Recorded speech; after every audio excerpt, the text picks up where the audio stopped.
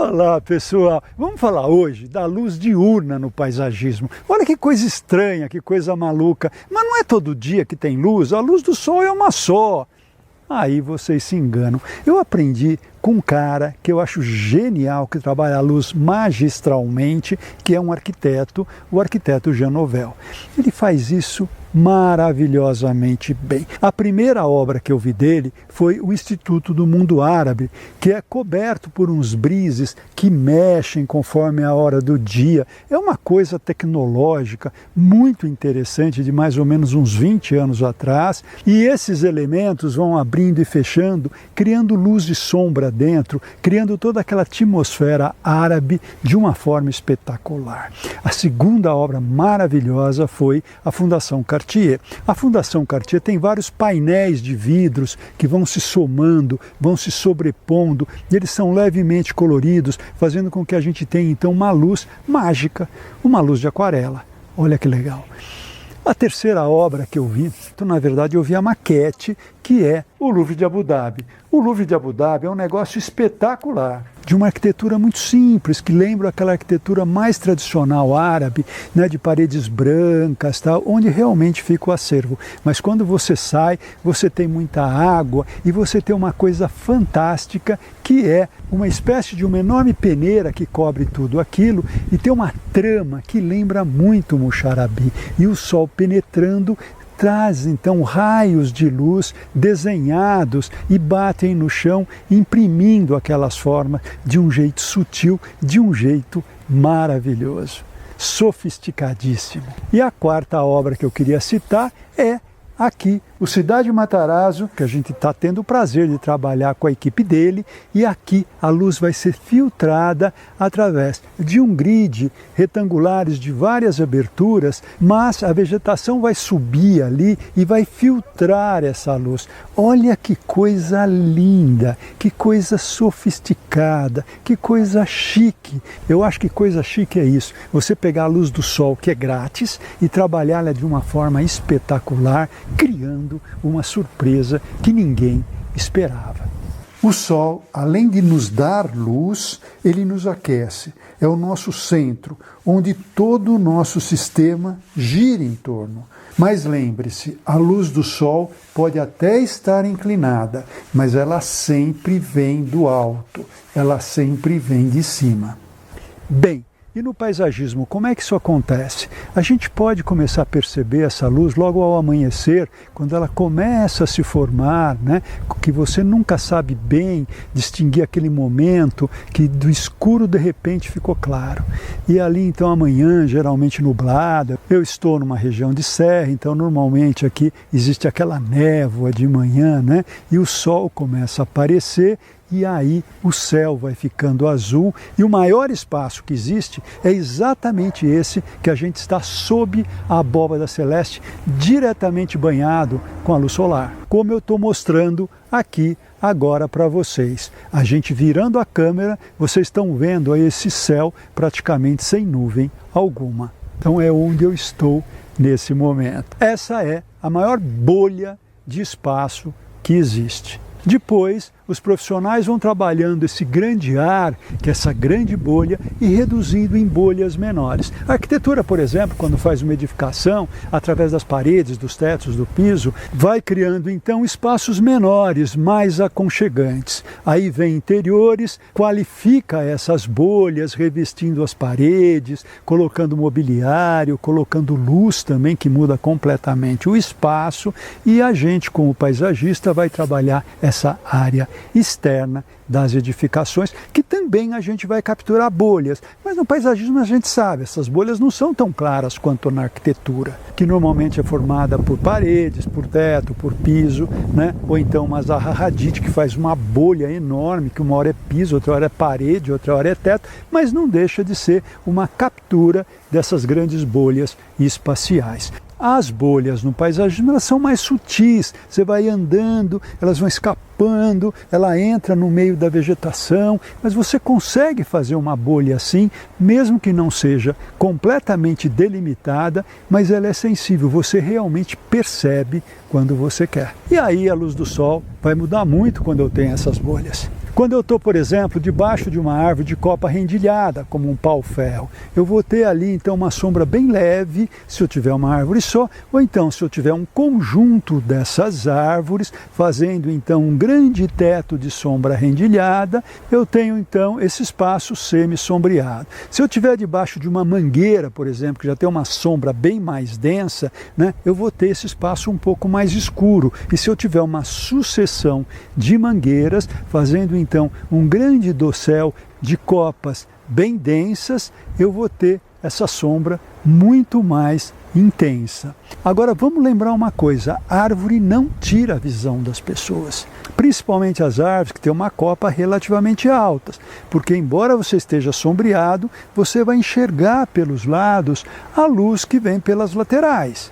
Então, realmente, se você quiser fazer uma bolha fechada, você vai precisar de arbustos para vedar essa luz que entra pelas laterais.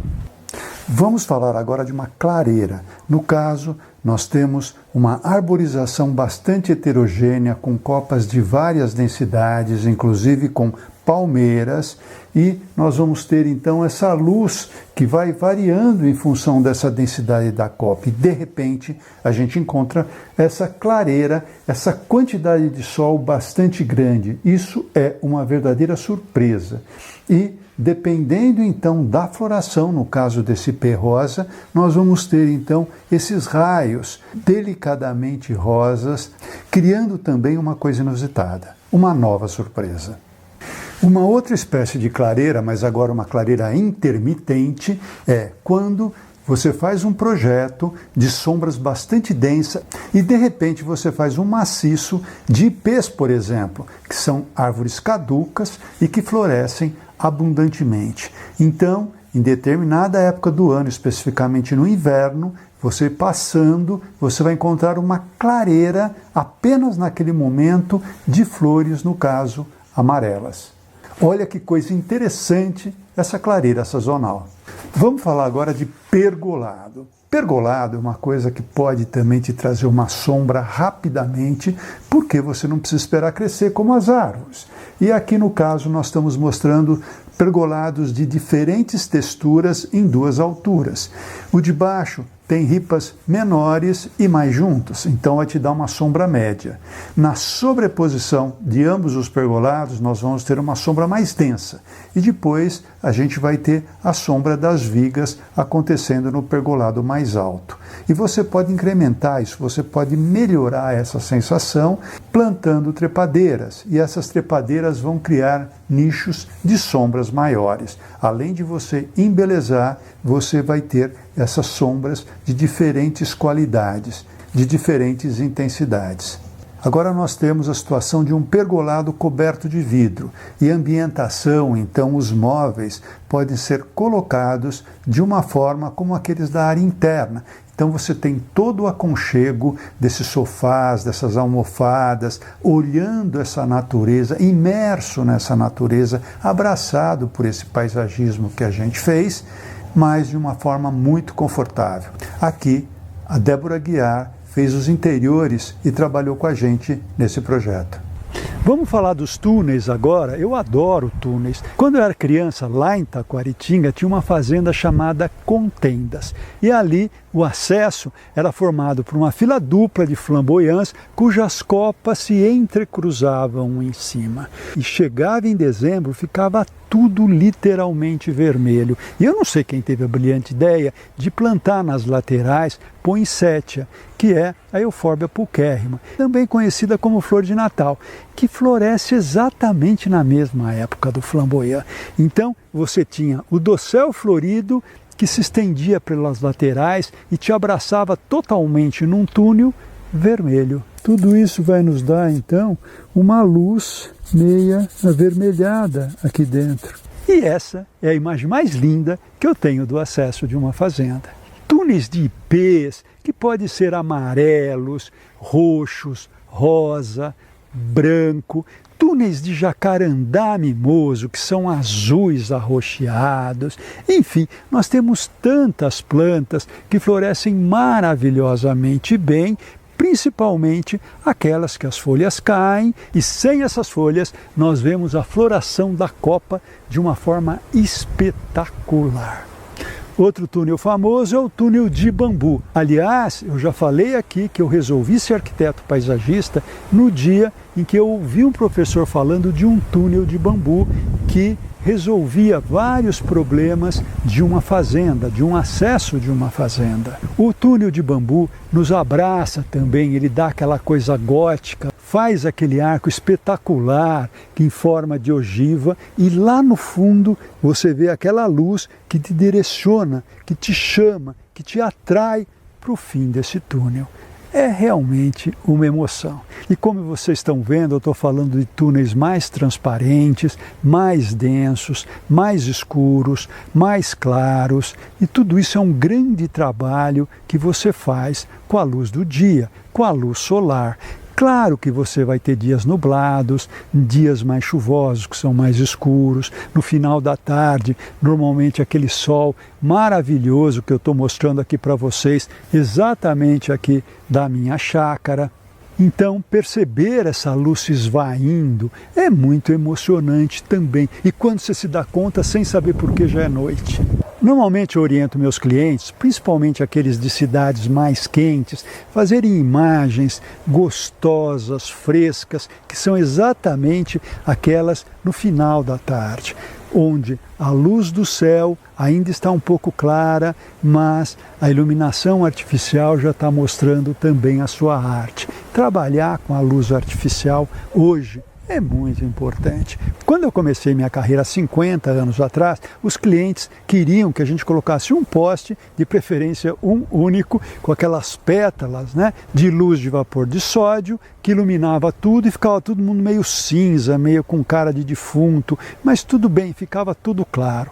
Ou seja, uma luz que imitava, obviamente muito mal, a luz solar vindo de cima. E hoje, com o advento do LED, da multiplicidade de tipos de lâmpadas, a gente tem condições de fazer uma quantidade enorme aí de tipos de iluminação, criando claros, criando escuros. Olha, o escuro, gente, é tão importante que o claro. Realçando alguns elementos da paisagem, tantos construídos, né, determinados bancos, sofás e até a vegetação. A vegetação você pode jogar a luz para uma determinada copa, iluminar de uma forma que durante o dia você nunca a vê. Você pode iluminar cercas vivas, você pode balizar o caminho ali, o chão, deixando então aquele entrever do escuro e do claro, até porque normalmente nós estamos num ambiente urbano, onde nunca você vai pisar numa cobra, num escorpião, numa aranha, nada assim. E o pessoal sempre me pergunta, e as câmeras de segurança, como é que ficam? Eu digo, hoje as câmeras praticamente enxergam no escuro. Essa é uma grande vantagem da tecnologia. Eu fiz um vídeo aqui no canal, que é a iluminação no jardim, que eu estou colocando aqui em cima para vocês poderem acessar, que é um filme muito bacana, conceitual. Aqui eu não falo de voltagem, não falo de lâmpadas, não falo de potência, mas eu falo exatamente desses conceitos da iluminação na área externa, que eu acho que são fundamentais. Pessoal, olhar a abóbada celeste, perceber as suas nuances, trabalhar também com silhuetas, né? Com plantas que você olha e elas estão recortadas ali contra aquele céu azul, ou vermelho, ou nublado, ou chumbo, tanto faz. As silhuetas sempre são bonitas, sempre são encantadoras. E para terminar, eu quero falar da luz do fogo. A luz do fogo é a nossa segunda luz natural e eu acho sensacional podê-la usar no paisagismo.